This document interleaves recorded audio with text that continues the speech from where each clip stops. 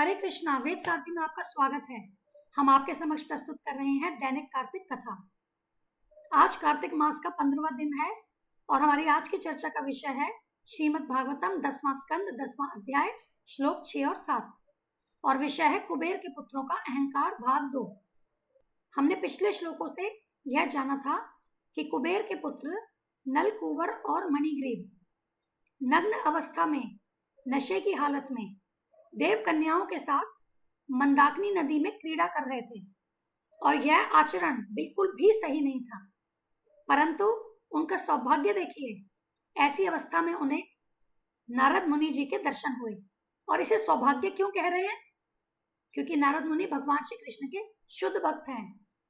भक्त की क्षण भर संगति भी जीव को सिद्धि प्रदान करती है और भक्त की कृपा बड़ी दुर्लभ है, सौभाग्य से ही प्राप्त होती है।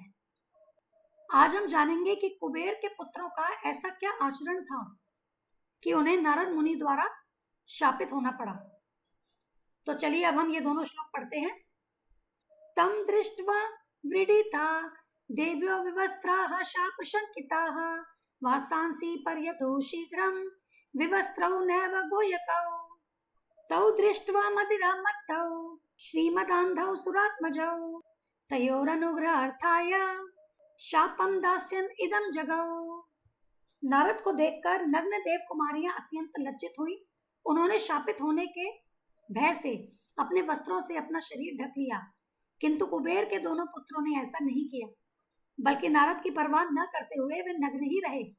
देवताओं के दोनों पुत्रों को नग्न अवस्था में तथा ऐश्वर्य एवं मिथ्या प्रतिष्ठा के नशे में उन्मत्त देखकर देवर्षि नारद ने उन पर विशेष कृपा करने के लिए उन्हें विशेष शाप देना चाहा। इस प्रकार उन्होंने कहा। अब यहां देखिए श्लोक 6 में गुह्यक शब्द प्रयुक्त हुआ है। जो कुबेर के पुत्र हैं ये देव पुत्र हैं, ये देवता हैं, परंतु इन्हें गुह्यकौ कह करके संबोधित किया है। गुह्यक का अर्थ होता है यक्ष, जो कि कुबेर के सेवक होते हैं और वे खजाने की रक्षा करने की सेवा करते हैं। अब ये तो बड़ा पतित काम कर रहे थे कुबेर के पुत्र, देवों वाला कार्य तो कर नहीं रहे थे, तो इसलिए यहां उन्हें यक्ष कह करके संबोधित किया है। और इस श्लोक में क्या बताया है? न एव गुह्यकौ, मतलब जो वहां स्त्रियां थी उन्होंने श्री नारद मुनि को देख करके शीघ्र अपने वस्त्र धारण कर लिए, परंतु कुबेर के पुत्र नग्न ही रहे, उन्होंने नारद मुनि की परवाह नहीं की। अब श्लोक 7 में जो अत्यंत महत्वपूर्ण शब्द है वह है अनुग्रह अर्थाय। तो यहां देवर्षि नारद ने कुबेर के पुत्रों को शाप दिया, पर उसका प्रयोजन क्या था? उन पर विशेष कृपा करने हेतु शाप दिया। तो आइए भावार्थ पढ़ते हैं। नारद मुनि कुबेर के पुत्रों के आचरण से अत्यंत क्रुद्ध थे। उन्होंने उन्हें शाप दे डाला, किंतु वह शाप जो था वह अंत में कुबेर के पुत्रों के लिए शुभ सिद्ध हुआ, क्योंकि उन्हें भगवान श्री कृष्ण के व्रज में साक्षात दर्शन हो गए। अनंत जन्मों की सुकृतियों के बाद भी किसी जीव के लिए यह संभव होना कठिन है, परंतु यहां देखिए देवर्षि नारद की कृपा से कुबेर के पुत्रों को भगवान श्री कृष्ण के साक्षात दर्शन हो सके। श्रील विश्वनाथ चक्रवर्ती ठाकुर एक बहुत ही सुंदर उदाहरण देते हैं।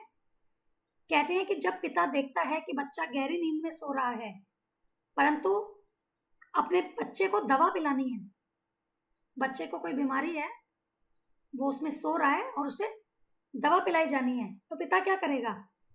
पिता चिकोटी काट कर बच्चे को उठाता है। तो ये जो शाप नारद मुनि ने नल, कुंवर और मणिग्रीव को दिया था वो चिकोटी के समान ही है, क्योंकि नल, कुंवर और मणिग्रीव भी यहाँ क्या थे? सुप्त अवस्था में तो थे और भौतिक अंधता से पीड़ित थे, ऐश्वर्य तथा मिथ्या अहंकार के नशे में उन्मत्त थे।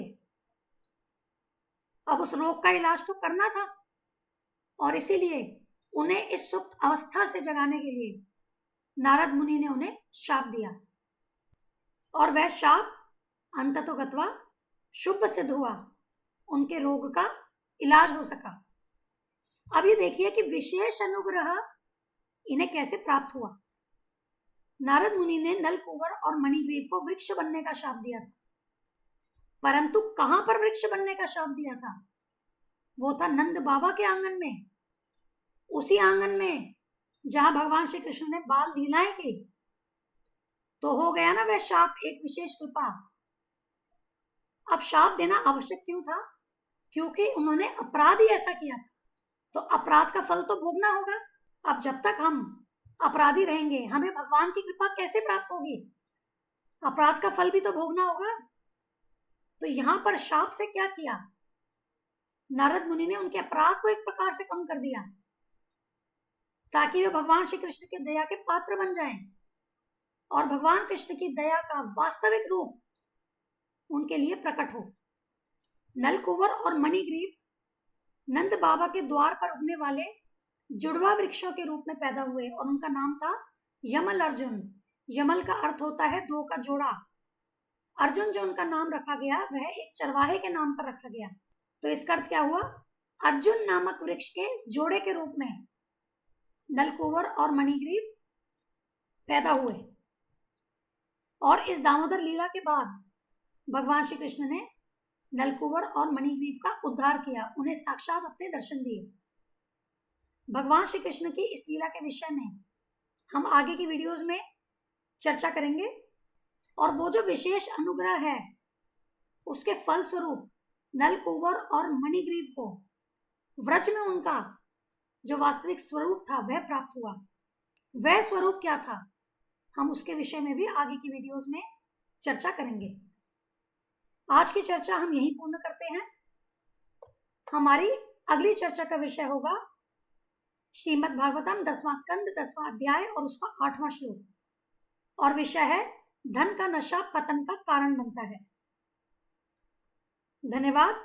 हम यह चैनल और इस पर दी गई समस्त वीडियोस हमारे गुरु महाराज श्री कृष्ण कृपा मूर्ति श्री श्रीमद् अभय चरणारविंद भक्तिवेदांत स्वामी ठाकुर श्रील प्रभुपाद जी को समर्पित करते हैं। श्रील प्रभुपाद की जय। धन्यवाद। हरे कृष्णा।